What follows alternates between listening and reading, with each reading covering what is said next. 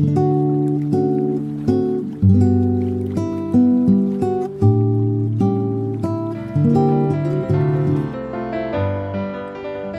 jemaat yang dikasih Tuhan, kontroversi Allah Tritunggal terus berlanjut dengan mempermasalahkan keilahian dan kemanusiaan Kristus. Siapakah Kristus yang menjadi juru selamat manusia? Bagaimanakah keselamatan bisa terjadi jika Kristus adalah manusia? Bukankah hanya Allah saja yang sanggup menyelamatkan manusia dari hukuman dosa? Bagaimanakah mungkin Kristus adalah Allah sekaligus juga manusia? Oleh sebab itu Bapak Ibu Saudara sekalian, pada saat itu di dalam sejarah gereja muncullah yang namanya paham monofisit yang menolak bahwa Yesus Kristus adalah Allah 100% dan manusia 100%. Ajaran monofisit tidak setuju bahwa Kristus sungguh-sungguh Allah dan sekaligus juga sungguh-sungguh manusia.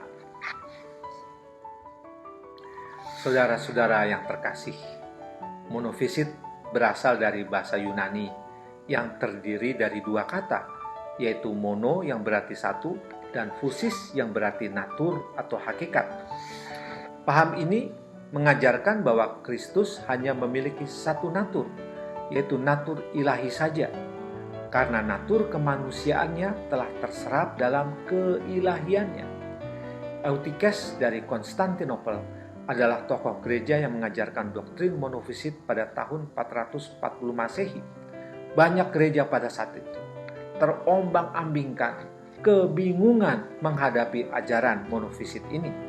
Oleh karena itu, Flavianus, patriark atau pemimpin tertinggi gereja Konstantinopel, mengadakan suatu sidang sinode pada tahun 448 mengutuk ajaran Eutyches itu. Tetapi Eutyches tak terima dengan keputusan itu, maka ia naik banding kepada Patriark Alexandria di Mesir.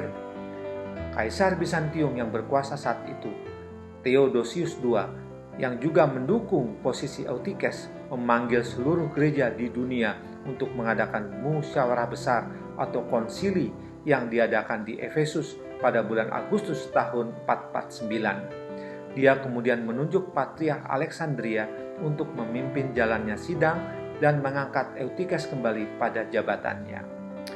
Leo I, Patriark Gereja Barat di Roma, mengirimkan utusan ke sidang sinode itu dengan suatu makalah khusus, suatu eksposisi, suatu penjelasan yang sangat rinci mengenai bagaimana dua natur itu, yang ilahi dan yang manusia, ada di dalam pribadi Yesus Kristus. Patriark Alexandria menghalang-halangi pembacaan makalah Leo Patriark Roma itu dan sekaligus menolak posisi teologisnya.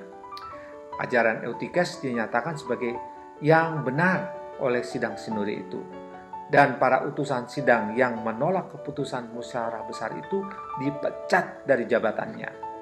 Bapak Ibu yang dikasih Tuhan, dapat dibayangkan betapa sengitnya membahas tentang kristologi pada saat itu. Gereja-gereja yang tidak setuju dengan keputusan itu kemudian meminta kembali diadakan sidang gereja-gereja dari seluruh dunia yang luar biasa, karena topik yang sangat penting tentang kristologi ini. Lebih dari 500 orang pemimpin gereja dari seluruh dunia menghadiri sidang sinode itu. Ini adalah pertemuan gereja yang paling luas dan paling besar pada saat itu yang diadakan di kota Kalsedon. Sidang berlangsung dari tanggal 8 Oktober sampai dengan 1 November 451 Masehi. Patriark Gereja Barat Roma kembali mengirimkan wakil-wakilnya dengan membawa lagi makalahnya yang sama itu. Pada sidang itu, atas berkat Tuhan, makalah Leo I dari Roma itu berhasil dibacakan, dibahas, dan diterima, serta disahkan dan ditetapkan sebagai ajaran yang benar. Dan konsili Kalsedon membatalkan keputusan konsili yang di Efesus itu, yang disebut sebagai konsili para perampok, dan mengutuk ajaran Eutyches. Konsili Kalsedon menyatakan menolak dengan keras kepada siapa saja yang mengajarkan bahwa Kristus hanya memiliki satu natur saja, yaitu natur ilahi. Maka muncullah pengakuan iman hasil musyawarah besar atau konsili Kalsedon. Pengakuan iman Kalsedon menyatakan bahwa Kristus itu sempurna dalam keilahiannya dan sempurna dalam kemanusiaannya. Kristus 100% Allah, 100% manusia. Kristus memiliki dua natur, Allah dan manusia. Dua natur ini tidak bercampur, tidak berubah, tidak terbagi-bagi, tidak terpisah. Pengakuan iman Kalsedon mengakui Yesus Kristus adalah satu pribadi yang sekaligus adalah Allah dan manusia. Bapak, Ibu, saudara sekalian, pengakuan iman ini meneguhkan keselamatan di dalam Yesus Kristus. Sebagai manusia, Kristus menderita dan mati sebagai korban penebus dosa. Filipi 2 ayat 8 dan 1 Timotius 2 ayat 5-6 serta Roma 9 ayat 5 berkata, dan dalam keadaan sebagai manusia, ia telah merendahkan dirinya dan taat sampai mati, bahkan sampai mati di kayu salib. Karena Allah itu esa dan esa pula Dia yang menjadi pengantara antara Allah dan manusia, yaitu manusia Kristus Yesus, yang telah menyerahkan dirinya sebagai tebusan bagi semua manusia. Mesias adalah Allah yang harus dipuji sampai selama-lamanya. Amin. Bapak, Ibu, saudara sekalian, Kristus Yesus telah mati sebagai manusia, tetapi Kristus juga adalah Allah, sehingga sesuai dengan nubuatannya, Kristus Dia mati, tapi Dia akan bangkit pada hari ketiga. Kristus Yesus bangkit menggenapi ucapannya. Jemaat yang dikasihi Tuhan, kita adalah orang-orang yang sudah diselamatkan.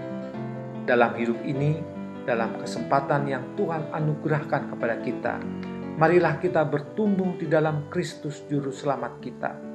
Efesus 4, 14-15 berkata, kita bukan anak-anak lagi yang diombang-ambingkan oleh rupa-rupa angin pengajaran, oleh permainan palsu manusia dalam kelicikan mereka yang menyesatkan. Tetapi dengan teguh berpegang kepada kebenaran di dalam kasih, kita bertumbuh di dalam segala hal kepada Yesus Kristus yang adalah kepala. Firman Tuhan dengan jelas mengatakan, hendaknya kita bertumbuh dalam segala hal ke arah Kristus. Artinya, fokus hidup kita sebagai murid-muridnya selalu memandang kepada Kristus, kepada kasih-Nya, sehingga kita bisa mengasihi kemana sesama, kepada pengampunannya, sehingga kita bisa mengampuni orang yang menyakiti hati kita, kepada kemurahannya, sehingga kita pun bisa bermurah hati, kepada pelayanannya, sehingga kita juga tidak enggan melayani, kepada kuasanya, sehingga kita tidak pernah ragu, bersandar dan berharap kepadanya.